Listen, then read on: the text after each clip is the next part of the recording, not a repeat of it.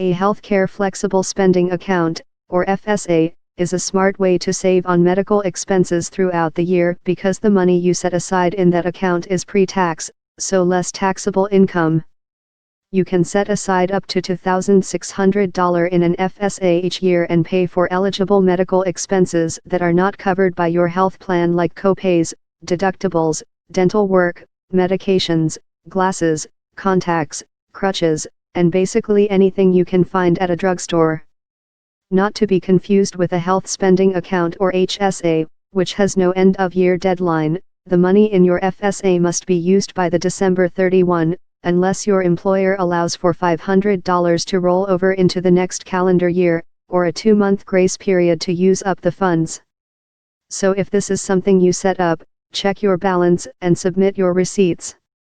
Because if you don't use it, you can lose it. The same goes for your dependent care flexible spending account, or DCFSA. You get a tax benefit on the expenses that go toward child care or even elder care. For families paying an arm and a leg for child care, any bit of savings helps. In my own DCFSA, we set aside the maximum of $5,000 we're allowed per household, and it saves us 30%, or $1,500 a year. For parents who've set up a 529 plan to save for their child's college education, know that anyone can give up to $14,000 a year, per beneficiary, before you get hit with a gift tax.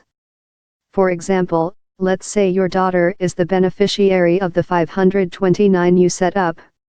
You, your husband, and your laws can each give her $14,000 a year. But there are limits to the total a beneficiary can have in his/her account, and it varies by plan, so the custodian of the account needs to keep track of that. If you don't have the funds now but want to give, you can charge a donation to your credit card within this calendar year and pay it off next year. As long as the charge hits your account within 2017, you're still able to itemize that deduction on your return. What are some ways you're tidying up your finances at the end of the year?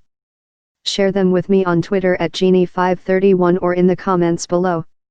Watch more from Jeannie for tough, but essential, money questions all couples should discuss before tying the knot. 7 car buying tips that'll get you the best deal. 9 ways you can lower your medical bills. How to have a drama-free discussion with your family about money. These Hollywood screenwriters can help you craft your college essay.